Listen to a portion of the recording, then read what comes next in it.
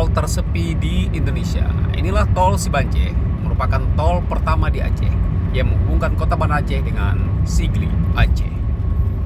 Diapit oleh Gunung Selawah dan Bukit Barisan, tol ini merupakan tol paling sepi di Indonesia.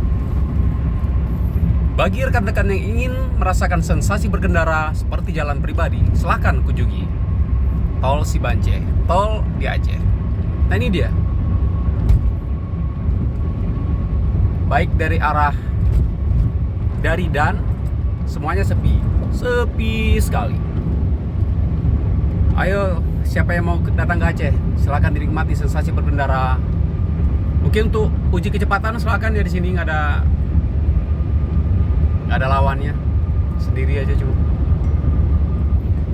Sebelah kiri Gunung Selawah Agam, diapit oleh Bukit Barisan.